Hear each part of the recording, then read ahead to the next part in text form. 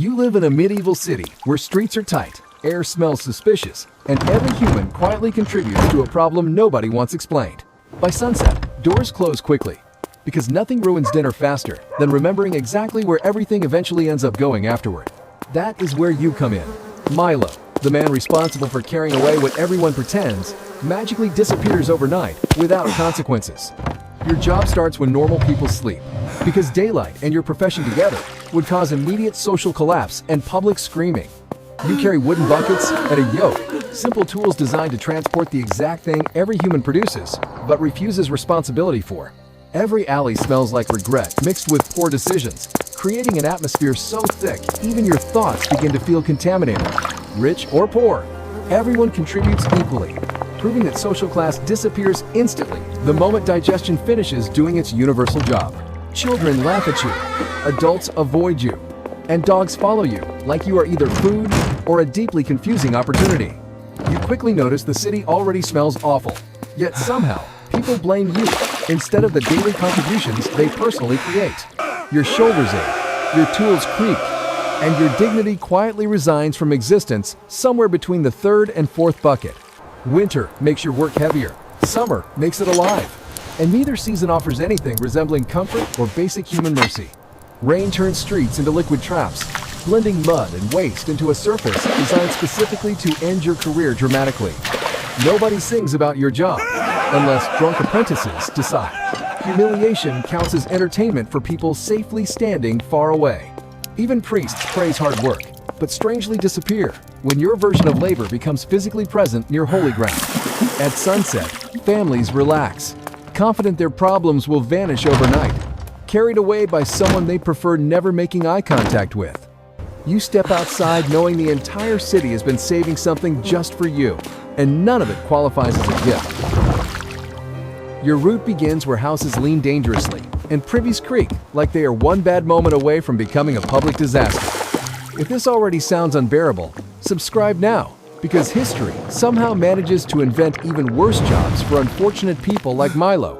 You lift your first lid carefully, only to be attacked by fumes strong enough to feel like a personal insult from the universe. Some houses pay extra for silence, meaning you pretend not to notice the horrifying volume they somehow produced in one single evening. Others argue about price while standing beside containers that clearly prove something has gone terribly wrong in their daily lifestyle. You scrape, lift, and balance everything, learning quickly that breathing lightly only delays suffering instead of actually preventing it. Each step comes with sloshing sounds, turning your entire existence into a walking reminder of everyone else's worst biological decisions. The streets are uneven, meaning one mistake instantly upgrades your job from unpleasant to unforgettable public catastrophe for witnesses nearby. Behind noble houses, servants pass waste quietly, as if secrecy somehow improves the reality currently dripping inside your buckets. In poorer homes, families apologize sincerely, which somehow makes everything worse because now you feel emotional damage alongside physical suffering. Public latrines prove strangers working together can create outcomes so horrifying they deserve recognition no civilization should ever receive. You dig through cesspits, listening to noises that sound like the earth itself, regretting humanity and everything it continues to produce. Rats observe you professionally, flies celebrate your arrival, and even cats judge you like they have achieved something morally superior. Your routine becomes automatic. Lift, carry, dump, repeat, until your brain disconnects just enough to protect you from reality. By midnight, your clothes weigh more, your patience disappears, and your standards for horror drop to levels previously considered impossible. People smell you before seeing you, turning your presence into an announcement nobody requested, but everyone immediately reacts to anyway. Washerwomen reject your clothes, taverns reject your money, and somehow even beggars act like you crossed a line they respect.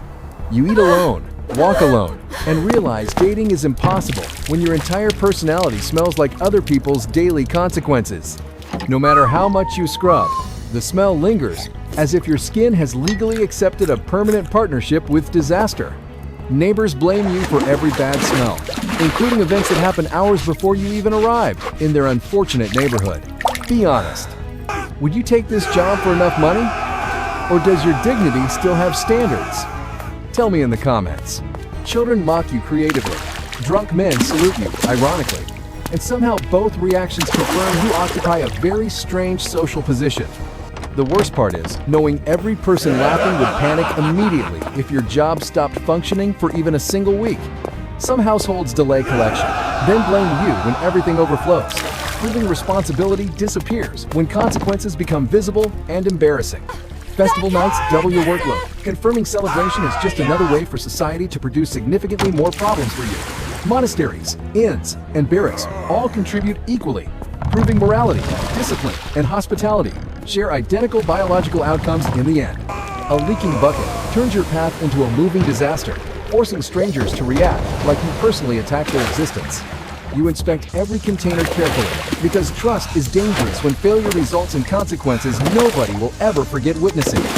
Even other collectors compete, proving that somehow this miserable profession still contains ambition, rivalry, and absolutely no real rewards. Wind betrays you constantly, redirecting everything straight back into your face, with timing so perfect it feels intentional.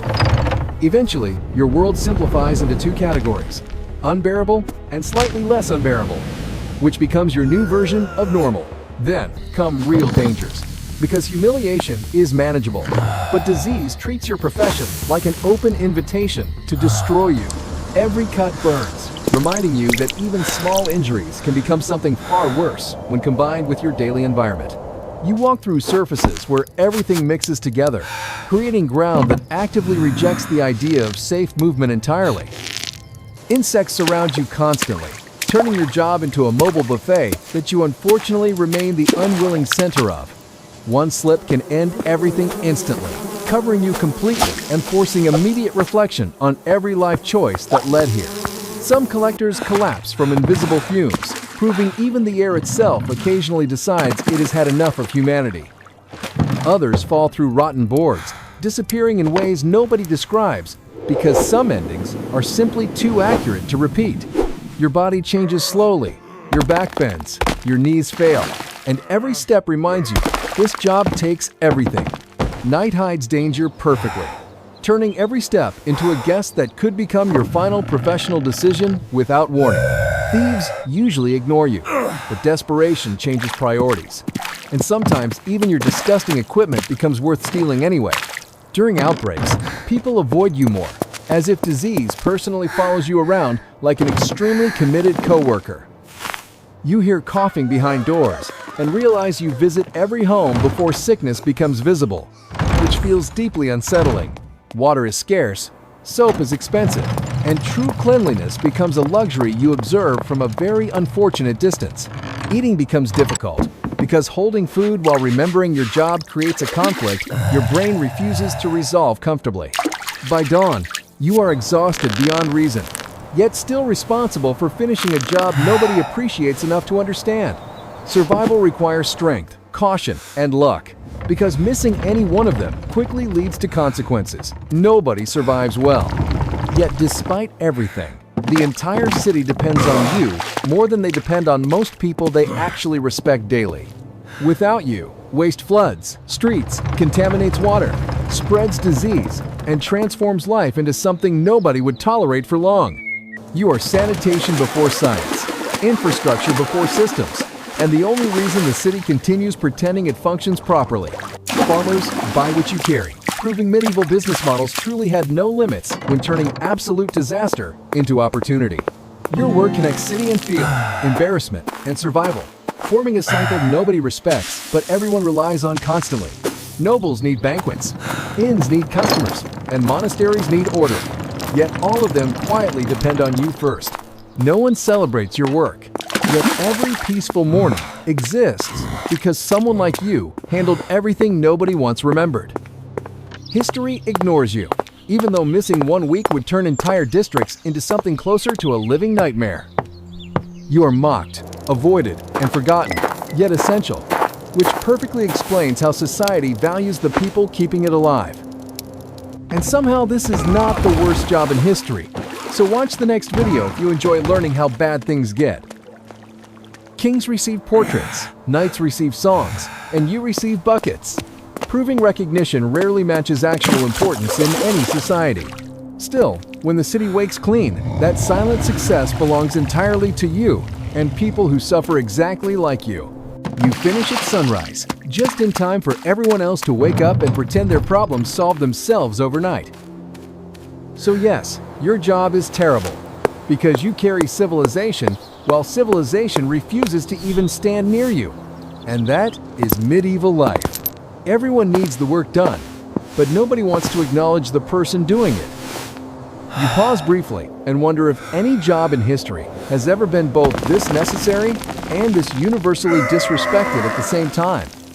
You adjust your grip and continue walking, because thinking too much about your situation only makes the smell feel somehow even worse.